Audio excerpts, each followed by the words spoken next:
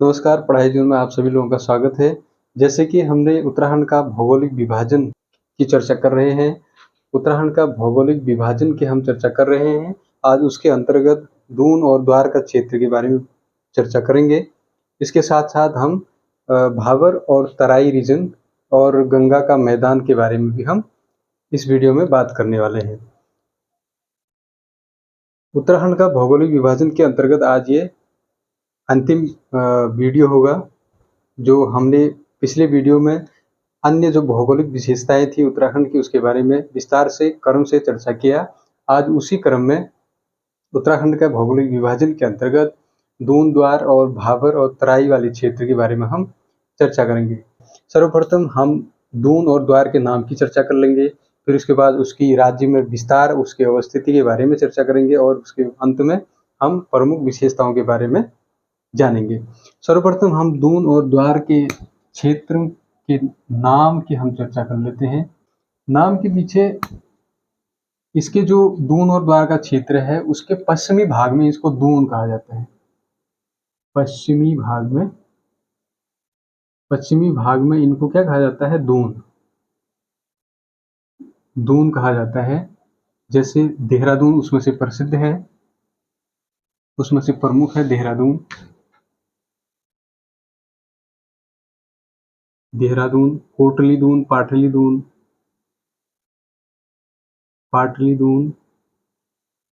या कोटली दून। कोटली दून और पाटली दून मुख्य रूप से नैनीताल जिलों में अवस्थित है। नैनीताल जिलों में कोटली दून और पाटली दून है। और जैसे कि पूर्व में इसके कोठारी व चौखंबा दून, अर्थात उत्तराखंड के जो पश्चिमी हिस्सों में इन क्षेत्रों को दून कहा जाता है, जबकि इसके पूर्वी क्षेत्रों में पूर्वी भाग में इनको द्वार कहा जाता है। द्वार में मुख्य रूप से आपने सुना होगा कोट द्वार प्रमुख है। अब इसकी अवस्थिति के बारे में हम चर्चा करेंगे। दून और द्वार की अवस्थिति तो दून और द्वार का जो क्षेत्र है वह मध्य हिमालय के दक्षिण में स्थित है। मध्य हिमालय के दक्षिण में वह शिवालिक श्रेणी के उत्तर में अवस्थित है। शिवालिक श्रेणी के उत्तर में दून और द्वार का क्षेत्र पाए जाते हैं। दून और द्वार की हम चौड़ाई की बात करेंगे। इसकी चौड़ाई 24 से 32 किलोमीटर के आसपास है, जबकि उत्तराखंड के जो पूर्वी क्षेत्रों में इसकी चौड़ाई कम है, बल्कि उत्तराखंड के जो पश्चिमी वाला रीजन है वहां पर इसकी चौड़ाई अधिक हो जाती है। अर्थात पूर्व से पश्चिम की ओर जाने पर दून और द्वार क्षेत्र की जो चौड़ाई है वो अधिक पाई जाती है। वहीं इसकी ऊंचाई की हम बात करेंगे। दून और द्वार का क्षेत्र की ऊंचाई 350 मीटर से लेकर के 750 मीटर इसकी ऊंचाई है। अब इसकी लंबाई की बात करेंगे। दून और द्वार क्षेत्र की लंबाई, जो मैक्सिमम लंबाई है 75 किलोमीटर की लंबाई में देहरादून पर है। देहरादून वाली घाटी, देहरादून घाटी की जो लंबाई है वो 75 किलोमीटर दून वाले क्षेत्र में इसकी लंबाई पाई जाती है। अब हम इनकी विशेषताओं के बारे में बात करेंगे। दून और द्वार की विशेषताएं, चूंकि इनकी अवस्थिति, दून और द्वार की अवस्थिति मध्य और शिवालिक श्रेणी के बीच में है। दून और द्वार का जो क्षेत्र है वह चौरस घाटियां हैं। घाटियां होने के कारण जो इस क्षेत्र में बहने वाली जो नदियां हैं, मुख्य रूप से मध्य हिमालय से जो उतरने वाली जो नदियां हैं, जैसे आसन है, सुसुआ है, ये नदियां जलोढ़ मृदा, इनकी जलोढ़ मिट्टी अवसाद लेकर इन घाटियों में जमा कर देती हैं, जिसके कारण यहाँ की जो मिट्टी है वो बहुत उपजाऊ होती है। उपजाऊ मिट्टी होने के कारण कृषि के लिए उत्पादन की दृष्टि से कृषि के लिए अनुकूल दशाएं हैं, क्योंकि जलोढ़ मृदा है, नदियों द्वारा लाया गया जलोढ़ मृदा है। वहीं सिंचाई के साधन यहाँ पर उपलब्ध हैं और वर्षा की पर्याप्त मात्रा यहाँ पर हो जाती है।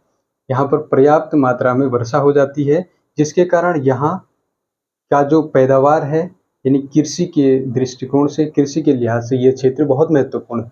जैसे आपने भी जैसे इस क्षेत्र में मुख्य रूप से चावल की खेती होती है। बासमती चावल की खेती देहरादून, इस घाटी में, देहरादून वाली घाटी में चावल यानी कि बासमती चावल की जो खेती बड़े पैमाने पर होती है। यहाँ से चावल जो है कि एक अच्छे क्वालिटी का, अच्छे गुणवत्ता वाला चावल विदेशों को निर्यात किया जाता है। यहाँ की दूसरी विशेषता है कि यह क्षेत्र भूस्खलन की दृष्टिकोण से संवेदनशील एरिया है। संवेदनशील इसलिए क्योंकि यह मध्य हिमालय के दक्षिण ढलान पर अवस्थित है, मध्य हिमालय के दक्षिणी भाग में स्थित है।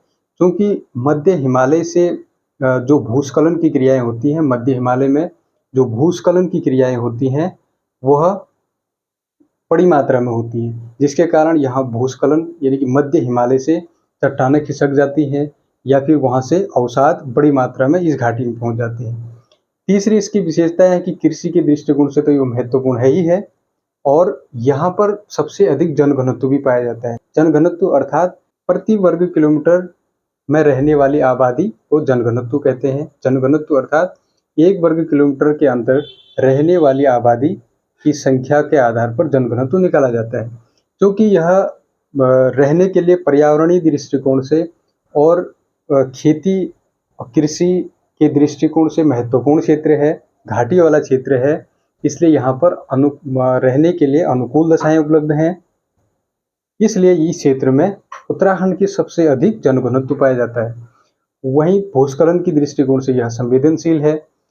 हमने बताया कि उत्तराखंड में, मध्य हिमालय में सर्वाधिक, उत्तराखंड की 50% जनसंख्या मध्य हिमालयी क्षेत्रों में रहती है।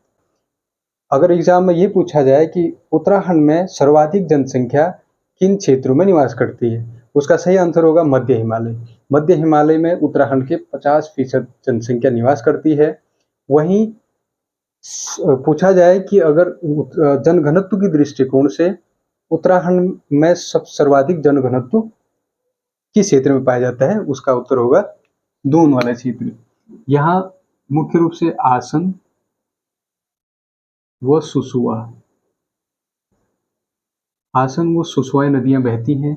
जो नदियां हैं मुख्य रूप से इनके द्वारा लाए गए जलोढ़ मृदा में यहाँ अच्छी खासी चावल की पैदावार हो जाती है, वो भी खास किस्म का बासमती चावल, जो विदेशों में बड़ी मात्रा में एक्सपोर्ट किया जाता है। नदियों के अलावा यहाँ पर मध्य हिमालयी क्षेत्रों से भूस्खलन की क्रियाएं अधिक होती हैं।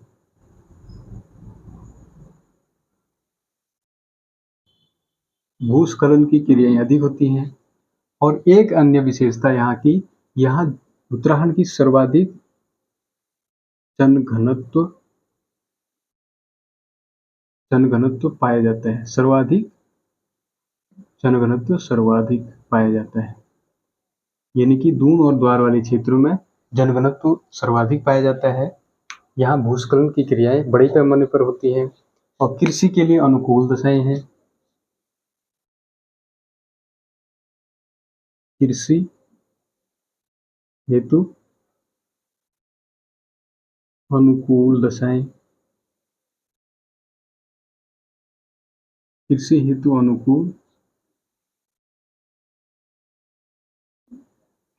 अनुकूल दशाएं हैं, क्योंकि यहाँ पर पर्याप्त मात्रा में तापमान पर्याप्त है, यहाँ वर्षा पर्याप्त है और यहाँ पर उपजाऊ मिट्टी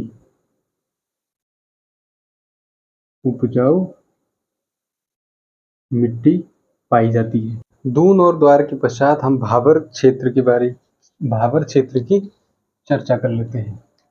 भाबर,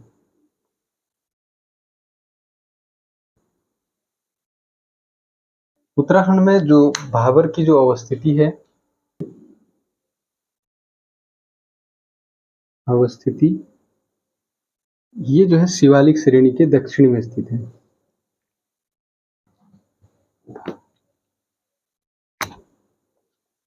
शिवालिक श्रेणी के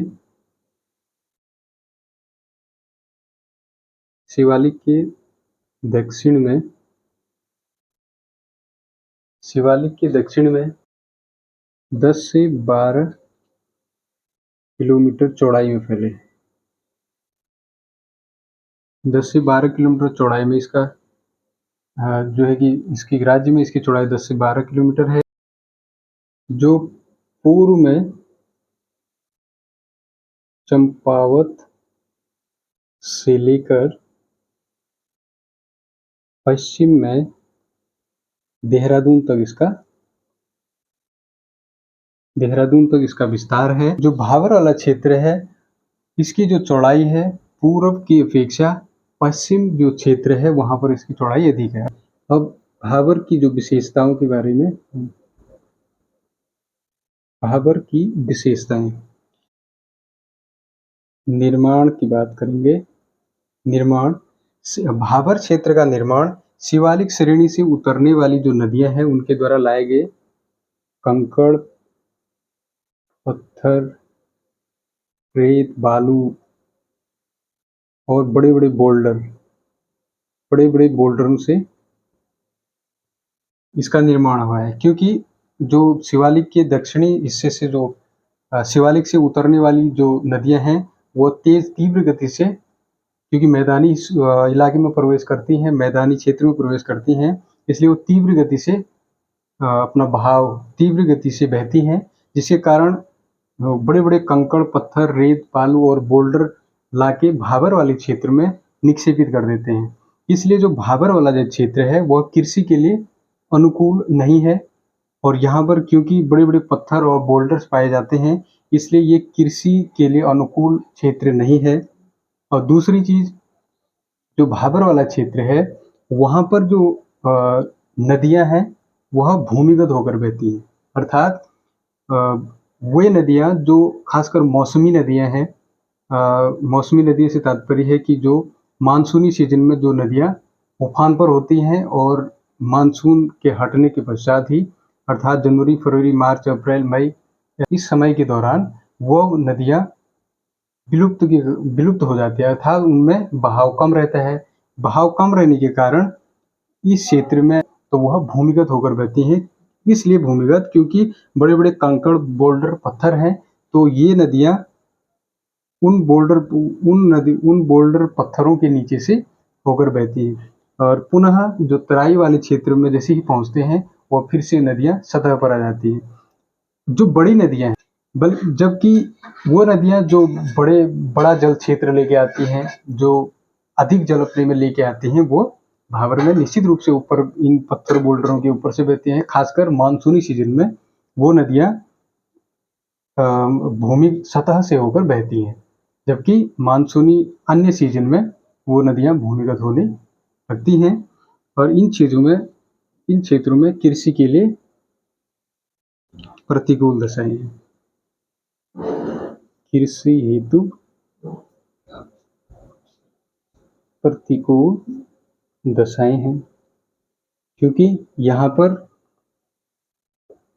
पर कोई मिट्टी का निक्षेप नहीं मिलेगा, उपजाऊ मिट्टी यहाँ पर नहीं मिलेंगे, कंकड़, रेत और पत्थर ही इसके सतह पर पाए जाते हैं। वहीं दूसरी ओर इन क्षेत्रों में जो जंगली झाड़ियां हैं, इन क्षेत्रों में जंगली झाड़ियां वो अन्य प्राकृतिक वनस्पतियां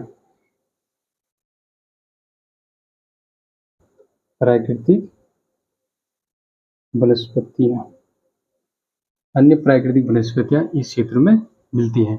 हालांकि जैव विविधता की दृष्टिकोण से यह बहुत रिच क्षेत्र नहीं है, इसलिए क्योंकि ना यहाँ पर अच्छे अच्छे बड़े बड़े पेड़ होते हैं और ना ही यहाँ पर कोई कृषि कार्य करने के लिए एक उपजाऊ मिट्टी है। इसकी अंतिम कड़ी हम तराई क्षेत्र की बात करते हैं।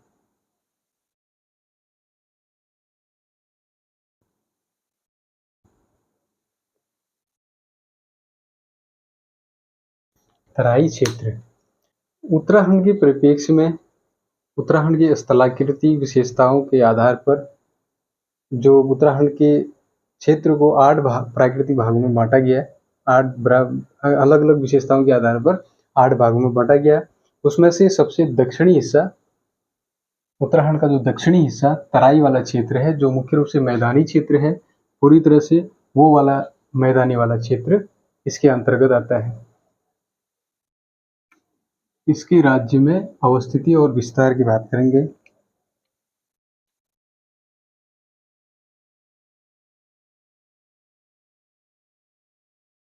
राज्य में विस्तार,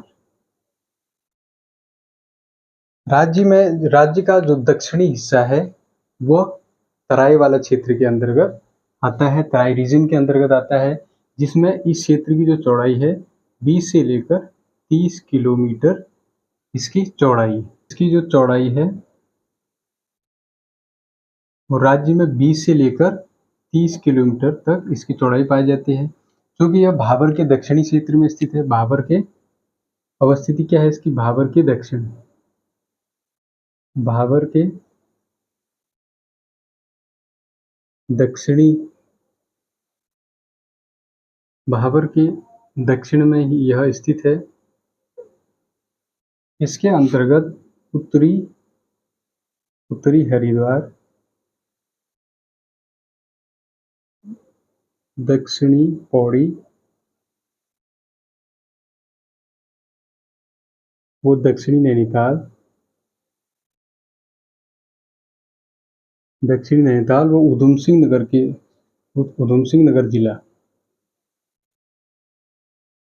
उधम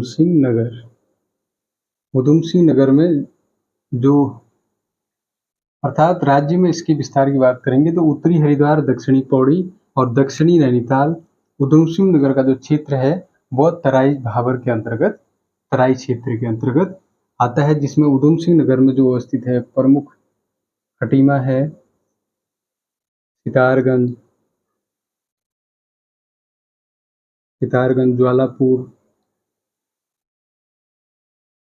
ज्वालापुर, रुद्रपुर,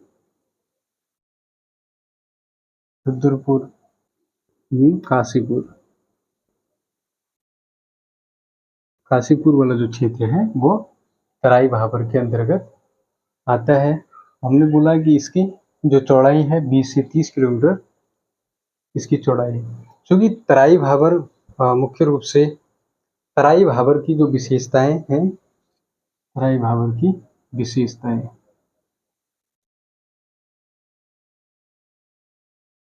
की जो प्रथम विशेषता है यह नम और दलदली मैदान है। क्योंकि यह उत्तराखंड के सबसे दक्षिणी यानी मैदानी क्षेत्र के अंतर्गत आता है, तो यह इसकी जो प्रथम विशेषता है वो दलदली और नम विशेषताएं हैं इसकी।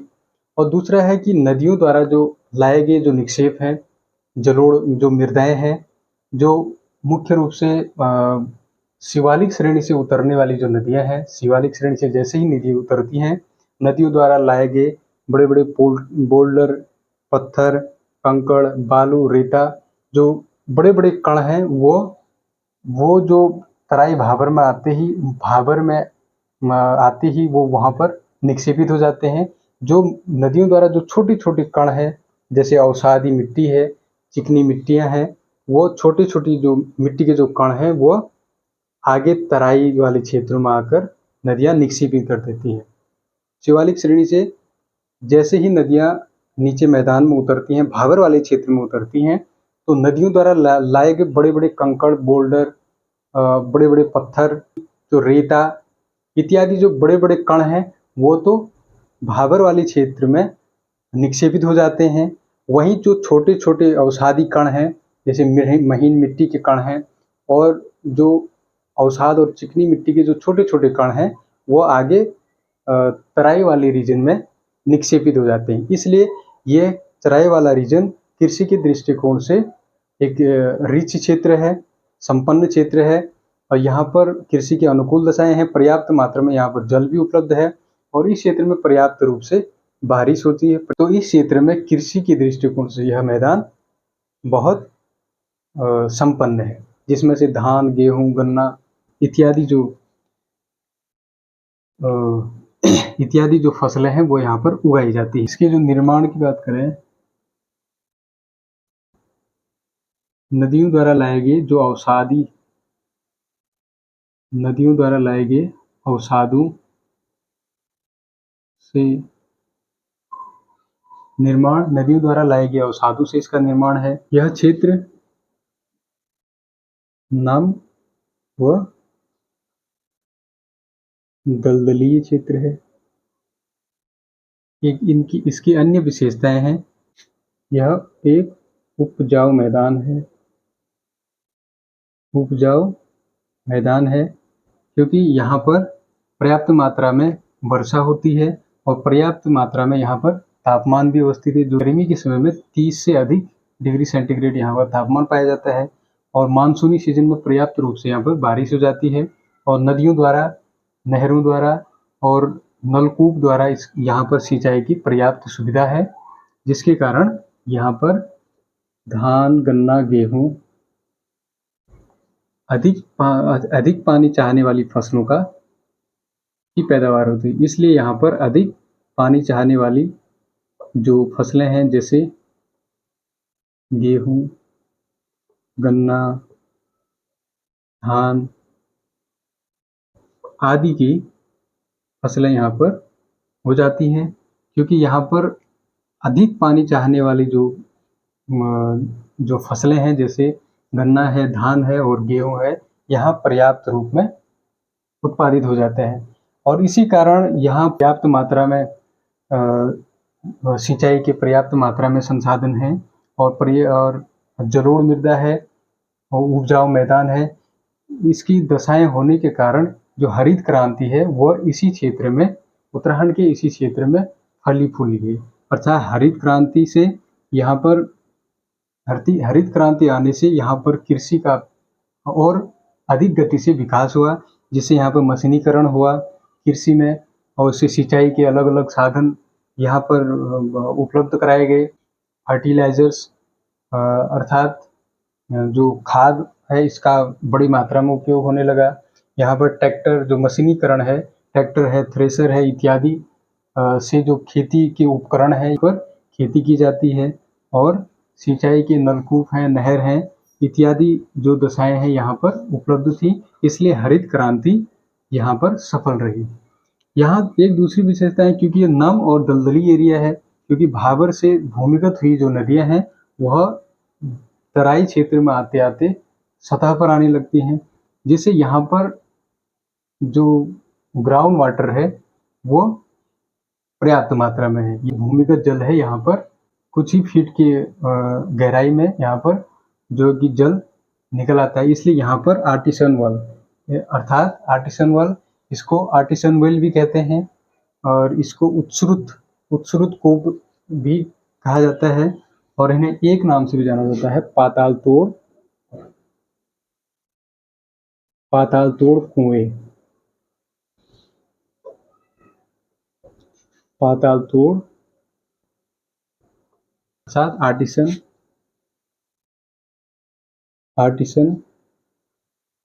आर्टिसन वेल यहाँ पर यानी कि पाताल तोड़ कुएं, क्योंकि यहाँ पर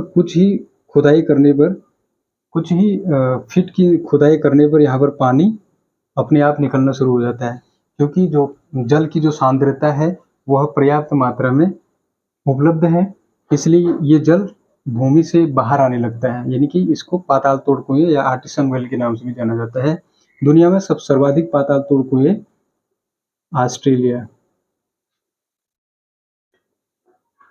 दुनिया में सर्वाधिक जो पाताल तोड़ कुएं हैं वो ऑस्ट्रेलिया में पाए जाते हैं, इसलिए वो विशेषताएं इस तराई वाले क्षेत्र में भी पाए जाते हैं। क्योंकि ऑस्ट्रेलिया का नाम आया तो ऑस्ट्रेलिया जो उत्तराखंड की जो आपदा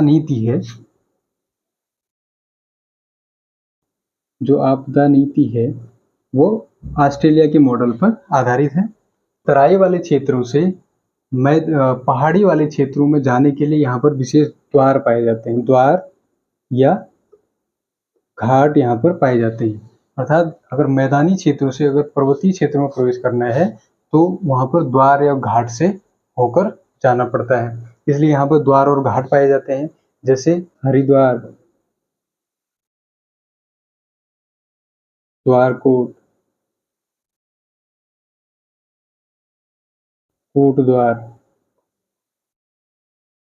कोटद्वार, चौकी घाट,